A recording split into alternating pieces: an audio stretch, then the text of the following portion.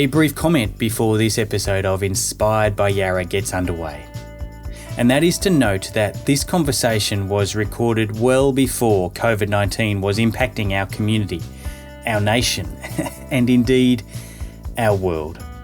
But we still believe that the information shared in this conversation is relevant and helpful.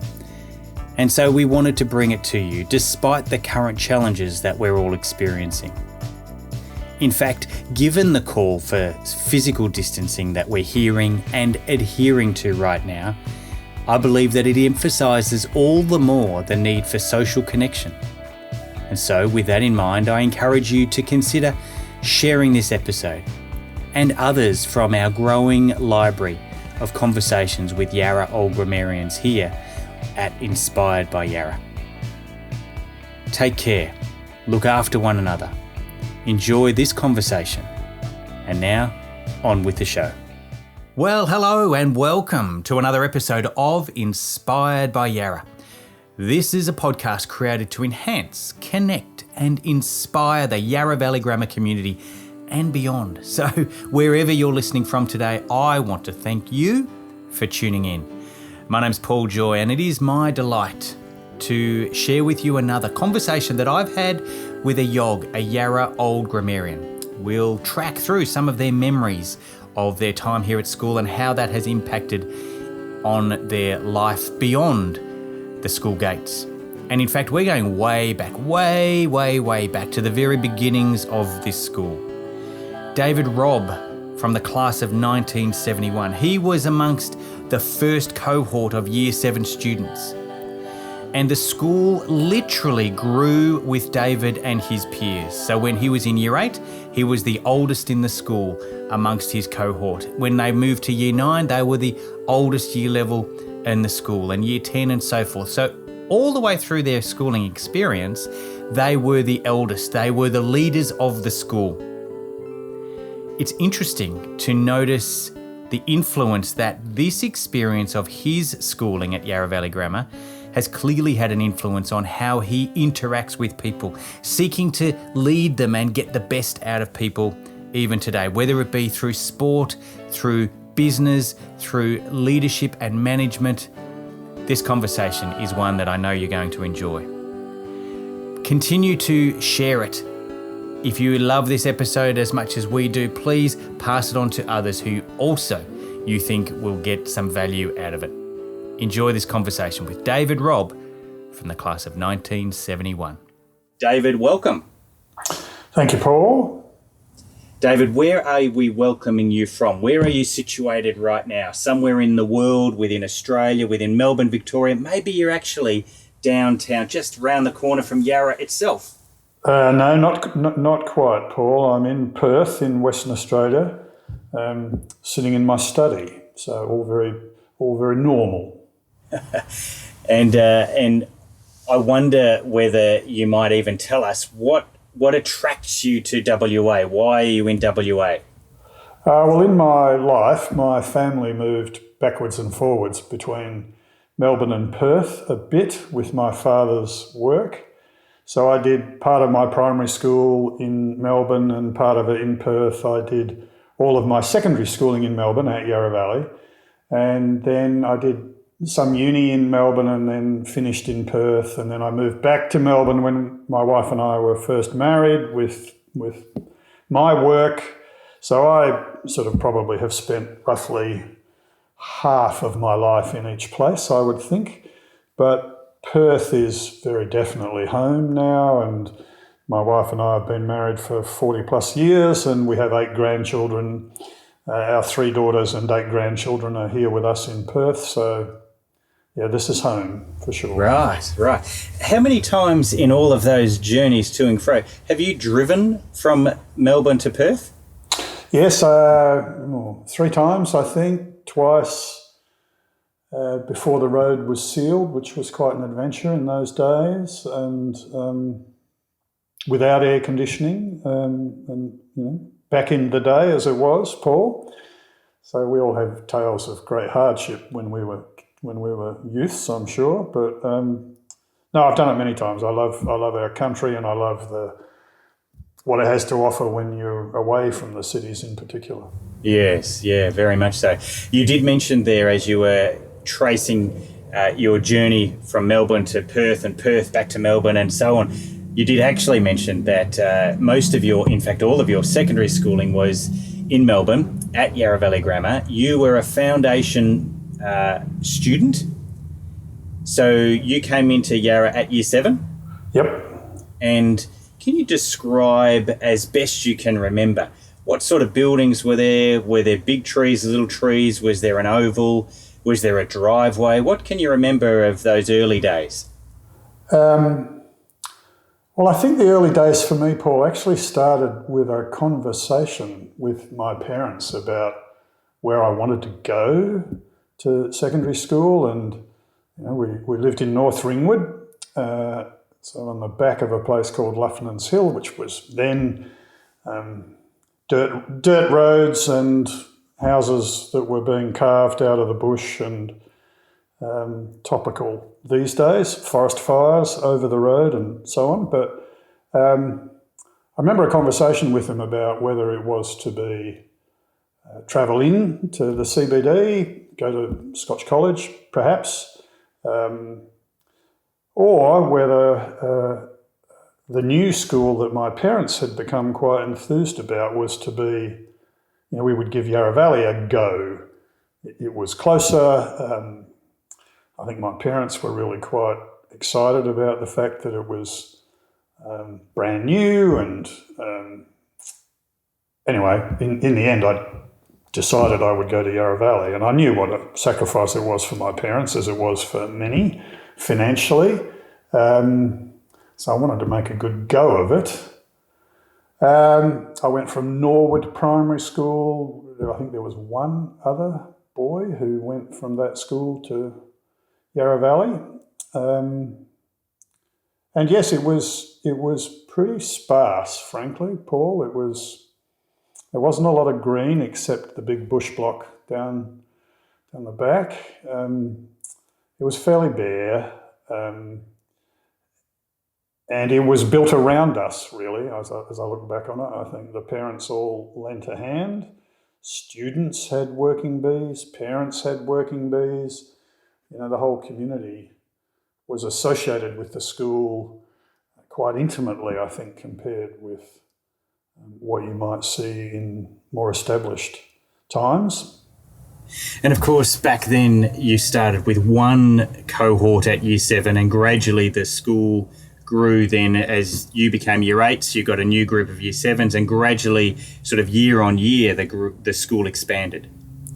Yeah, it was a unique opportunity when I look back on it, because we never, we were always the top year, and I think there's lots of really interesting dynamics that were associated with that. Obviously, we never got beaten up by bigger kids unless they were in your class. I think that what came of it most, in my mind anyway, was this extraordinary year-on-year set of leadership opportunities, because we were it. There was expectations around setting standards, and there were expectations about academic performance and sporting performance and contributing to the school in lots of ways. And we were expected, as I recall it anyway, we were expected to sort of show the way. And I don't think you get that opportunity in bigger, more established schools. I think it was really quite unique. Yes, it is an interesting perspective, isn't it, that at every time the teachers, the school leadership, they can come to you and say, you are our first cohort going into year 9, you are our first going into year 10, therefore you need to continue to step up as the leaders. How you conduct yourselves is going to impact those who come after you. I'm sure we were hugely disappointing to our teachers in most respects, but now I do recall particularly going into year 12, when it was going to be the first year that the school posted year 12 academic results, and its credibility was sort of on the line. And I do recall the nervousness and the tension and the teacher commitment to making us as well prepared as we could be for those exams. But I think that leadership was not just about academic performance. It was, we all had to be generalists. We all got an opportunity to try our hands at everything. We weren't pigeonholed early on because, and I know this happens in bigger schools where if you're a really good swimmer, then, it's expected that that's your sport. Whereas we got to try our hand at pretty well everything. The guys in the football team who happened to play basketball could probably beat the basketball team of the school at the time. We got to be in plays, we got to sing in choirs, we got to do things that would have been more competitive, perhaps, in a bigger school, and where standards might have been higher, but it didn't seem to matter. We got a chance to have a go at everything. And certainly when I look back on my career, I think that was quite telling. And I dare say, the words that you use are we had the opportunity to, but I guess from a school perspective, maybe they needed you to be a swimmer as well as a runner, as well as a footballer, as well as a choir, as well as the violinist and so forth, because in order to run those programs, they need people to put their hand up and have a go. Oh, absolutely. And not everyone is that keen on having a go. So you tend to have a subset of students who are perhaps more engaged than some others. And yes, we were asked to do a lot, I think, in looking back on it. I never begrudged it. I just saw it all as opportunity. And I wish my children could have had a similar experience, actually. They went to a great school and, they've done very well in their lives, but it was pretty special. Yes. I wonder whether you can tell us a little bit about some teachers in particular. Was there, maybe your English teacher was also your footy coach and maybe your music teacher was also the head of the chess club. But, were there any teachers who stand out for you? Oh, yes. In fact, I think teachers had to have a go at lots of things as well because we weren't a wealthy enough school. We weren't well established enough to necessarily have, rowing coaches and football coaches and that's all they did kind of thing. So I think the teachers had to turn their hand to things that maybe they weren't as experienced in as well as us. I do recall a chaplain who coached us in footy for a while. He was probably the most vocal football coach I think I've ever had. Chaplains do like to use plenty of words, don't they? Well, I think it was also the words he chose to use, Paul, that were quite impactful. I recall a maths teacher, Ken Clements, who, I love maths. I would describe myself as a mathematician. I majored in it after leaving at university. And I recall his passion and indeed all the extra classes we did in the run-up to the exams with him, which were all out of hours and, all part of his commitment. I think English as well. I think our teacher was passionate about English and to this day I am as well, much to the frustration of anyone who's ever worked for me, I think. There are teachers who I think shaped the things I was interested in and became passionate about in terms of subject. But I think they also had to be generalists, just like we did in many respects. And again, for them, that was probably not part of the pay packet, but it was part of their commitment to the school. Yes, and becomes part of your experience, and it's just what you do. You muck in, you get your hands dirty, and you have a go. Yes, it's not like, I know of private boys' schools here in Perth, and I'm sure Melbourne similarly, where you have ex-AFL footballers coaching the first 18, or you have ex-Shield cricketers coaching the first 11, and so on. Well, Yarra Valley, didn't have that. We had subject matter teachers who turned their hand to teaching sport or drama or whatever, and obviously we had specialist music teachers and we had specialists, but it was all part of this team ethos, I think, at the school that was a very enjoyable part of being there. And David, you mentioned that you had the opportunity to try your hand at a variety of different things, but not everybody did. But it seems that you were one who said, yep, I'll have a go at that, I'll have a go at that. So much so that you therefore got a fairly broad experience, but you're pretty good at lots of things too, I gather. So much that you were Ducks in your graduating year of 1971. Congratulations. Thank you. As I said in a speech that you're aware of, I think that just all that is proof of the lower standards that applied back then, Paul, and testament to the fact that I only had to compete with half the population because we were a boys' school only. So yes, I was Ducks, and I'm proud of that. I worked hard. I think it was part of paying back my parents in a way. Because in those days, if you did well in Year 12, you could get a thing called a Commonwealth Scholarship, which paid for your university, and I knew that would be a big help to my parents, and that was in the back of my mind. And presumably there you were a recipient of the Commonwealth Scholarship? Yes, I was, but then Gough got in and made universities free, so it didn't matter. But, it was important at the time, important for me and for my family, and to make a financial contribution in that way to my education. I was very pleased, but yes, I was captain of the first 11. I think we lost every game, but that's how it rolls sometimes. I think I lost every toss, and we got sent in most times on treacherous tracks. Well, that's my story anyway, Paul, as I recall.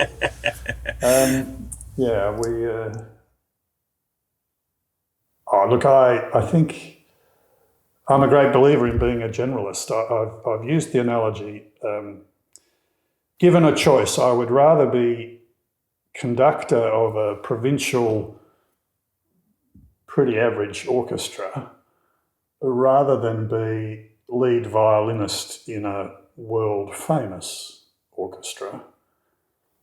Because as conductor, you get to integrate everything and you get to create a whole out of lots of disparate parts. And I like doing that very much. And I think when I look back on the Yarra Valley experience, we were creating a whole out of lots of disparate parts the whole time we were there. Whereas I think in a more established era, well, the whole is a bit more defined. We were defining it as we went along. And it seems to me that throughout your career, you have continued to look for opportunities, whether it's,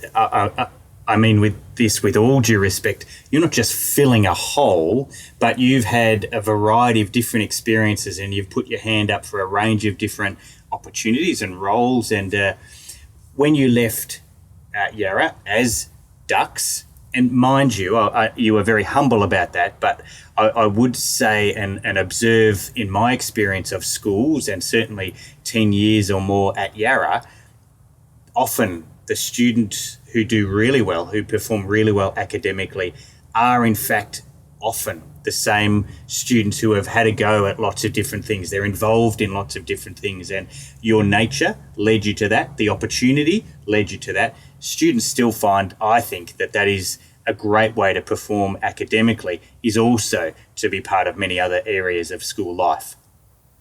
Oh yeah, look, I think you need outlets and you need balance in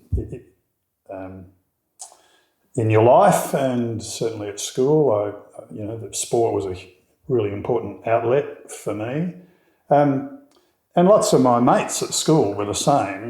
We were, as I look back on it, all the guys I'm still very close to, we were involved in lots of things together, so I think that was a sort of bonding experience that was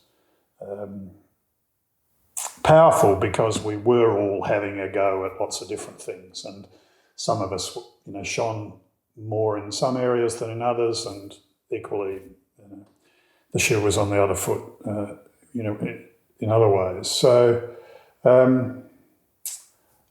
thank you. I don't know, I advise people all the time, don't be too fixated or too convinced early on in your career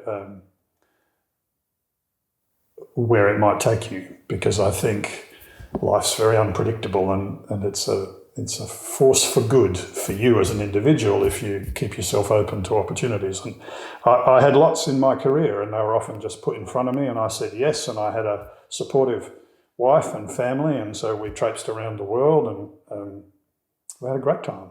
But it was Fantastic. all opportunity driven. It was not a result of a plan in any way. It just happened. Yes, but it does require a willingness to say yes, as you've just explored. And even to the point of when you've left Year 12 at Yarra, you then started a Bachelor of Science at Monash Uni, but you didn't stick around for all that long. You then, as a family, up and went back to Perth. And so that idea of moving and changing was part of your experience right from the very beginning. Well, yes, it had been as a child. As I said earlier, I had moved in primary school as well. I think the reason I went to Perth was I realised, having done the second half of first year uni in a hall of residence at Monash, that I wouldn't have graduated if I'd stayed there. It was too much of a party time. So the opportunity to go back to Perth, which I had fond memories of, and to never get washed out playing cricket, Paul. It's great over here. There's a lot of advantages weather-wise to being in the West. So no, I didn't have any qualms at all about returning to Perth or crossing the Nullarbor, as you mentioned. It's all part of a big adventure, and variety in that adventure was something that was, I'm sure, in line with a lot of people, that's what you're seeking at that time in your life. Sure. And equally, though, studies have allowed you to explore and be broad in your adventures, but so too has work. You mentioned briefly that you travelled around the world through work. Can you give us a little insight into the roles you may have had and how that came to be leading you around the world? I dare say it's not because you're a pilot and it's not because you're in the travel industry, but you have had the opportunities. No, I had no idea what I wanted to do when I graduated. I saw an ad for a position as a general trainee, it was called, at BP oil refinery in Perth, south of Perth, and I applied. I was lucky enough to get that position. I was this so-called general trainee, which oil companies in those days took graduates. They gave them a couple of years of broad exposure to various aspects of the operation, so in manufacturing and in marketing and in accounts and whatever.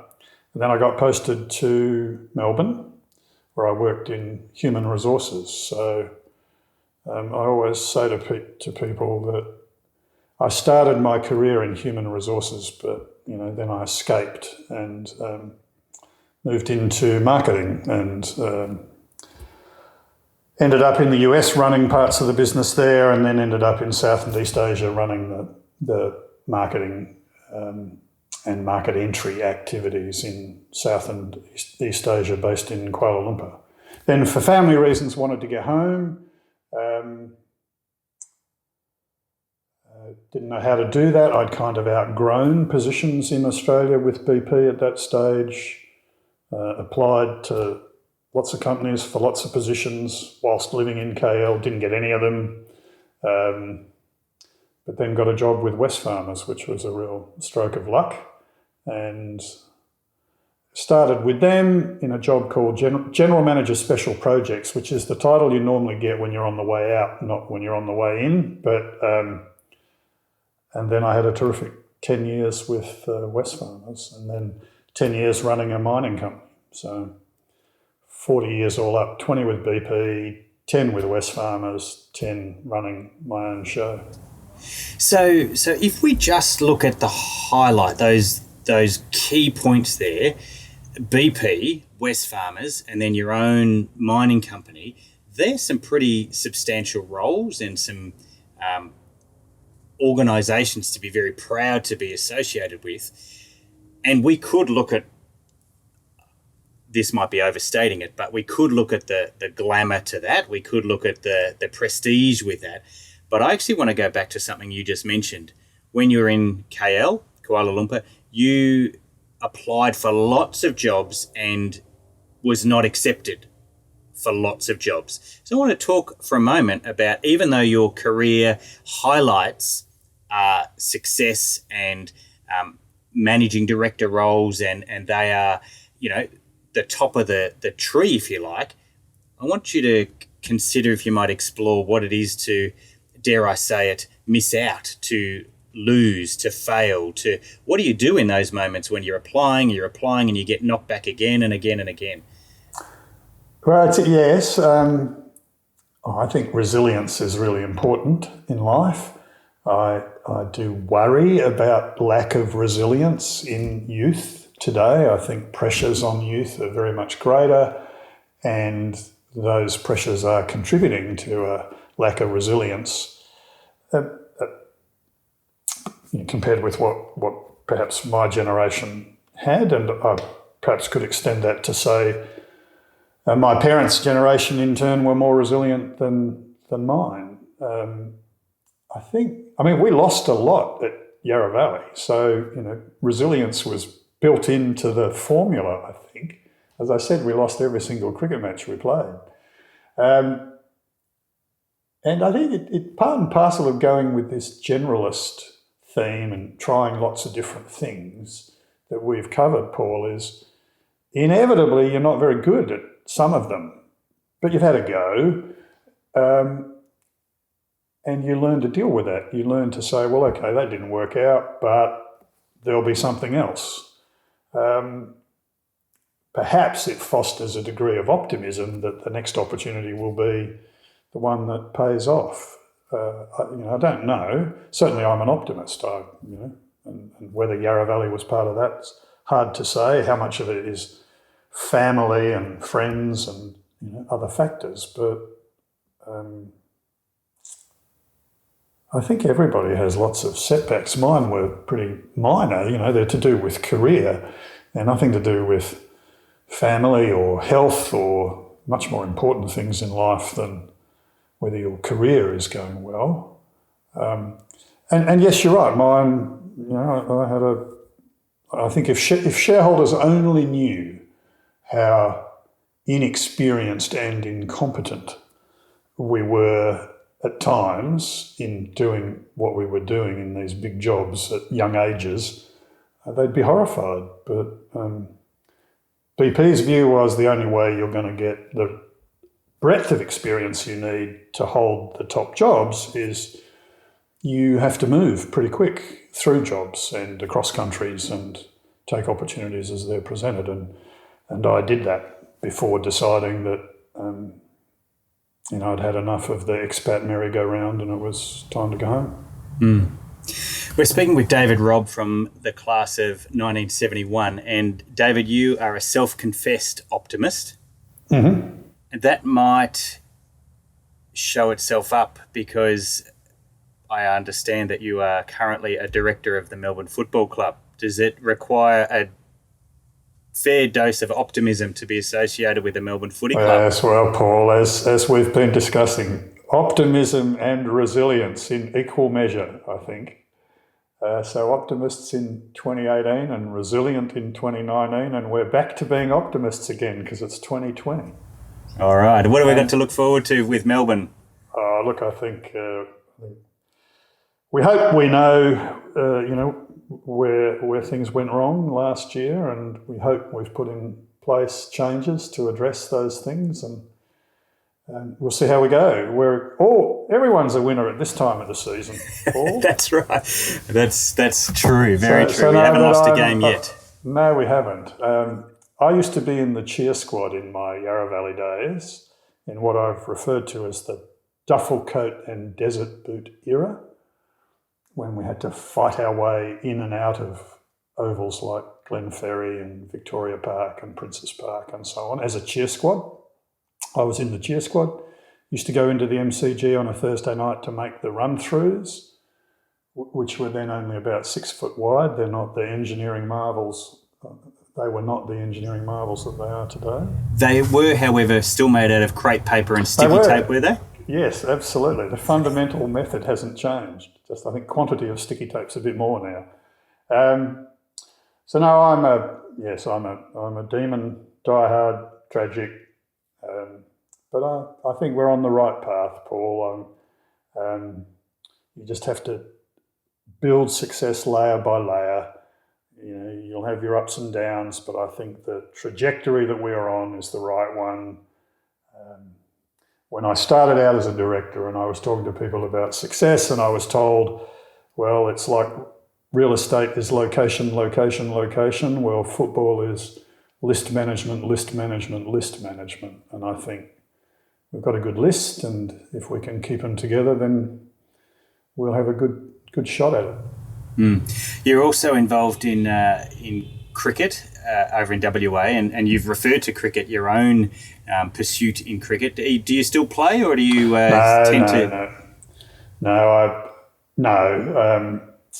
I sort of, when I went to London, I played socially over there, but then when I came back to Perth with a young family and travelling, cricket just sort of doesn't fit.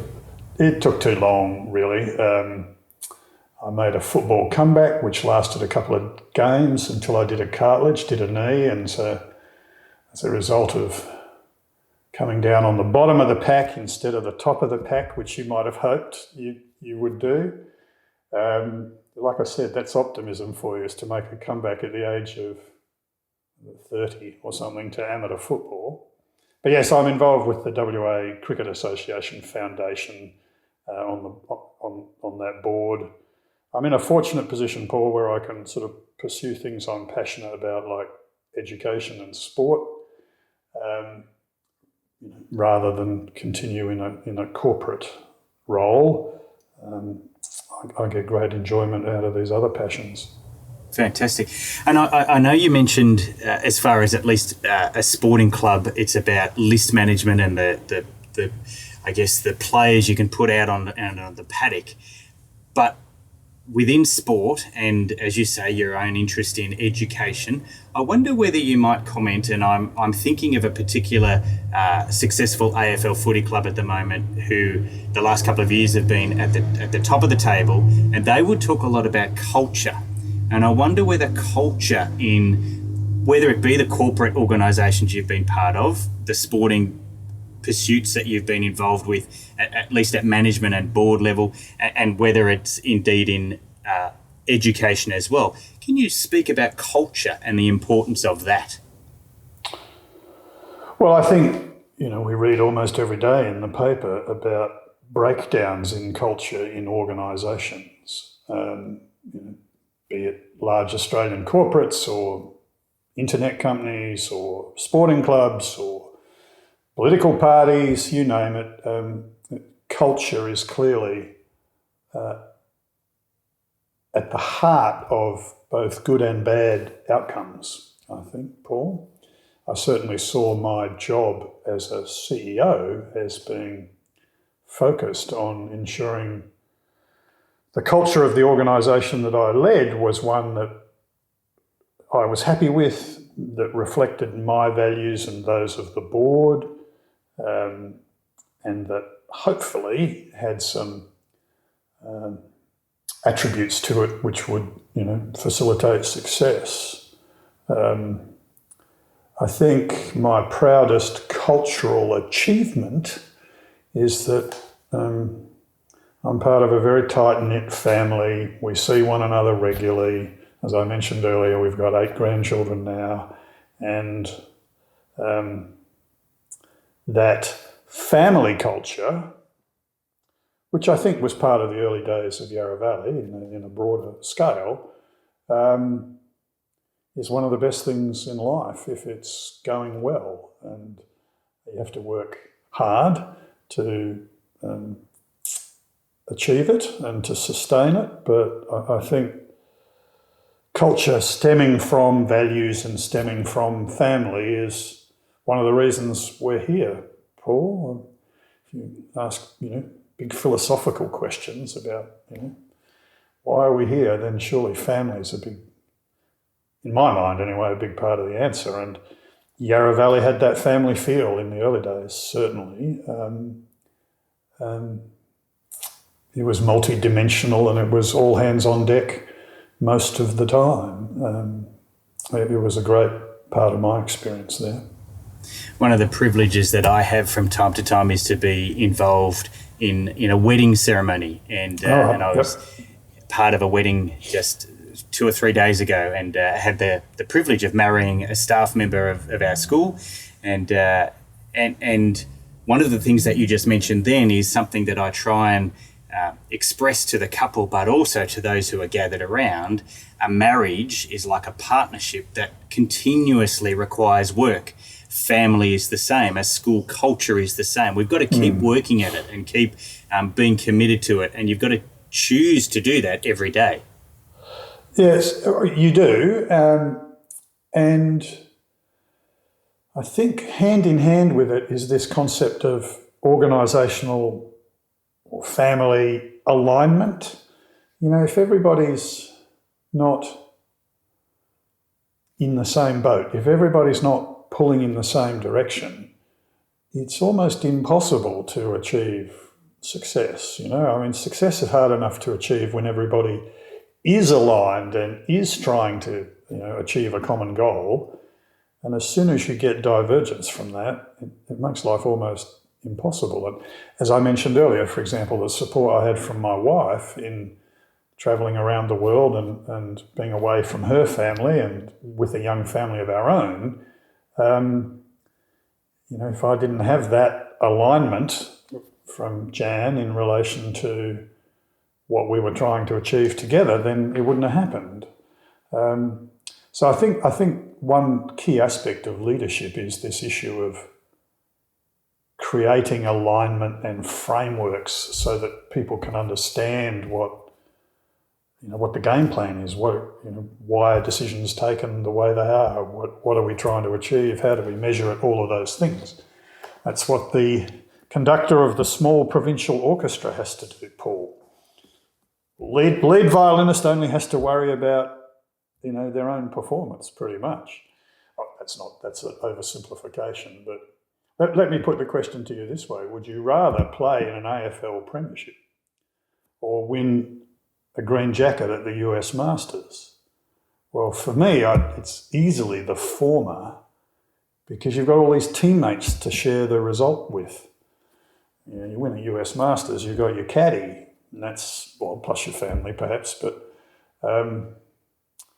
I love everything about team endeavour. I think it's fantastic. Yes. Much better than solo pursuits, in my mind. Yes, and I appreciate your ability to take us on various analogies, if you like, various examples of the value of team and culture and leadership and commitment and dedication. All those things are all part of it. David Robb from the class of 1971. I wonder whether I can offer you a smattering of short answer questions. Now, you may or may not recall the answer to these. Many of them are about your days at school. For example, what house were you in? I was in lots because we changed the houses over the years. Originally two, I think it was Kalinda and Plymouth, the roads. And then we added others like Woods and Harper, I think. I can't really remember. It's a long time ago, Paul. And Okay. I don't know how many houses the school has now, but at the beginning there were only two. But as the school grew, then there was a splitting process, and you got hived off into a new one potentially. And I was one of the ones who got hived off into the new branch each time. So sorry. Yeah, so you don't necessarily have an allegiance to a particular team or house then? No, my allegiance was to the school as a whole. As I look back on it, I don't feel an allegiance to a subsection at all. Yeah. No, that's terrific. Tell me, how did you travel to school? What was a normal day getting to and from school? It involved two buses typically. I would often get dropped at school in the morning by one of my parents, particularly when I was lugging sporting equipment and whatever. But the journey home was typically a bus from the school to Ringwood Station, another bus from Ringwood Station up near to Luffnans Hill, where we lived, in North Ringwood, and then about a kilometre walk from there, I think. So in the winter, would often arrive home wet and bedraggled, and I can well remember having to take my school shoes off and stuff them with newspaper and put them in front of the briquette heater that we had in those days. Very environmentally irresponsible, burning brown coal, but that's what we did. So no, it was quite a long way, particularly on one occasion I remember where I'd torn a tendon off the bone in my foot playing basketball and at school, and had to make my way home with that. But we had a system where if you were in a bit of trouble, you could ring your parents from the public phone box at Ringwood Station, let it ring for 3 rings and then hang up.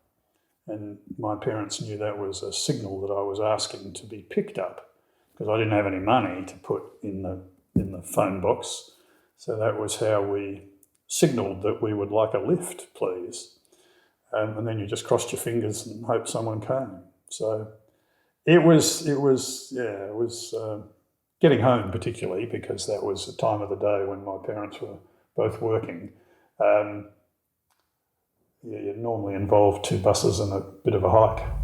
Resilience building stuff. It was always tougher in our day than today, wasn't it, Paul? That's how we look back on it. What is this phone booth you speak of? Exactly. Well, it was a red thing with panes of glass, and it didn't even have a Telstra dome on top. It was just a red phone box. And yes, back in the day, Paul. Yes. Tell me, back in the day, what would we find in your lunchbox? Oslo sandwiches, they were called. They were sort of grated carrot and grated cheese and a bit of tomato with 3 slices of bread, dividing them up somehow. Probably some fruit that in my case got thrown away. That was about it. And of course there was tuck shop once a week where... As in you got to go once a week, or it was only open once a week? I don't recall actually, but I know I only had money to buy at the tuck shop once a week. I think it may only have been open once a week. I can't remember, but that was a real treat to be able to order something, including something hot in the winter. Or just something that wasn't all a bit turned up at the edges by the time you got to it at lunchtime. Gee, I remember those days all too well. Tell me, if you had a preference, would it be house aths or house swimming? I think... I don't know. I liked swimming, and I think probably swimming. The only time I got enthused about athletics was when I had my bunged up foot, and I entered the cricket ball throw in the athletics comp, because that was the only contribution I could make to my house, was to sort of hobble to the throw line and chuck a cricket ball as far as I could. And with no disrespect to other competitors, they're probably not the most athletic of people. And so I won the cricket ball throw. I remember it. I was quite proud. On one leg? Well, yeah, but I played cricket, so I had plenty of practice throwing a cricket ball. So I would have been disappointed if I hadn't at least got a podium finish. But yeah. So no, not Aths. No, I have bad memories of being caned after a school camp where a group of us. The weather was appalling, so we camped in the classrooms rather than in the bush. And this was in the days before the camp in Gippsland or wherever it is that wasn't part of my era. Glen Maggie, is that it? That's right, yes, Lake Glen Maggie. Yeah. So we were meant to camp in the bush. The weather was terrible. We ended up camping in the classrooms. Some of us thought that was all a bit boring and got out and ran around the school corridors and had fun jumping on the high jump bags. Were discovered by our science teacher, who then decided we needed punishing, so took us into where he was sleeping and slowly whittled notches off a piece of pine tree before he belted us with it. So he raised the emotional angst that was in our minds before we got our comeuppance. So no, Aths, high jump bags. They're a black part of my memory. They are indeed. I tell you, maybe a more positive experience. Is there a musical or a play or a performance that you were part of that is particularly memorable? Yes, we were in, there was two. Very early on there was a thing called The Pie and the Tart, which was a play, a comedy. And I remember being part of that cast. And then there was a play called The Ladies Not for Burning by Christopher Fry, I think. And we had a mother of one of the boys who had performed in that production in London and was seriously talented theatrical performer. And so she taught us, and she was the producer of the show, and it was a really big deal, as I recall it. I think we got time off school to rehearse, and that was good. And then it nearly all came undone just before the production because we had a dress rehearsal at this mother's house, and her son, who was a bit of a wild lad, felt we should all take advantage of the parents' liquor cabinet, which we did after we'd finished rehearsing. And then the mother didn't have the drink she wanted to give guests, on the weekend or something, so she did a dummy spit, and the play was going to be cancelled until we all apologised appropriately and swore we would never do it again, and so on. So ultimately, the show must go on, and it did. But it was a bit traumatic getting to opening night, I remember. I was Edward Tappercoon, I think, was the part I played. Did you remember your lines? Oh, I'm sure we forgot lots of them, but it was great fun, and it was all part of this trying your hand at everything that we've spoken about at length, Paul. David Robb from the class of 1971, Ducks of 1971 no less, a all-round ratbag by the sounds of it. Yeah, pretty much. I think we were shocking, I really do. Perhaps a bit of rebellion against this, the weight of expectation that was on us as, the first graduating class and the leadership cohort every year that we were there. I think we needed a relief valve from that, and we certainly were not goody two-shoes in our behaviour by any means. And we used to get written in red ink if you'd been in detention. It was written in your academic record book that you had to take home and get your parents to sign every week. And I can well remember having pages of that book covered in red ink. Goodness gracious. Yeah, no, well, but we were all the same. I think a lot of kids at that school had quite a high need for achievement, but with it went a degree of independence and high spirit, and it was a great time of my life. Yes. Perhaps this question may be more relevant now than perhaps what it may have meant back then, by the sounds of it. But if I was to offer the term to you, Levavi Oculus, our school motto, does that mean anything? Do you recall what it literally stands for, and then what does it actually mean to you?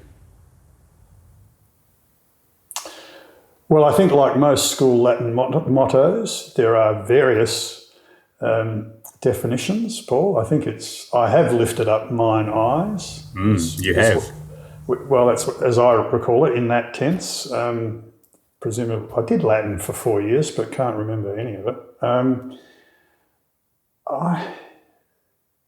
Yes, I think the sort of being optimistic, being courageous, lifting your eyes up towards the future rather than being downcast.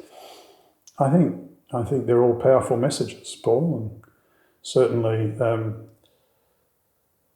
as I said to the graduating class that I had the opportunity to give a speech to, I said,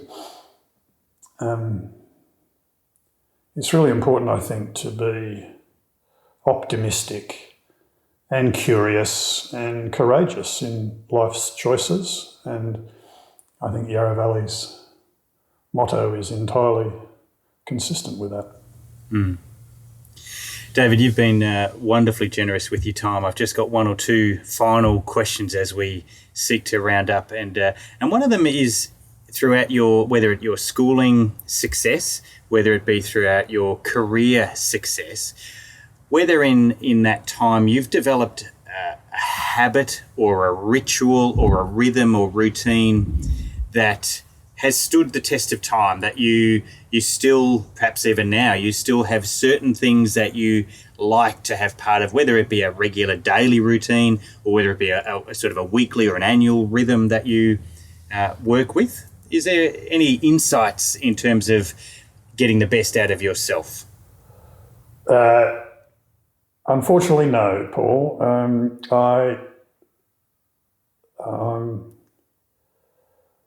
I hate rigidity, and even though as a CEO, that's part and parcel of your world, and obviously you have to have regimes at school to be successful and so on, but no, I don't think I do have any particular daily habits. I'm a perfectionist. I think anyone who's worked with me or for me would say that was a burden they had to bear.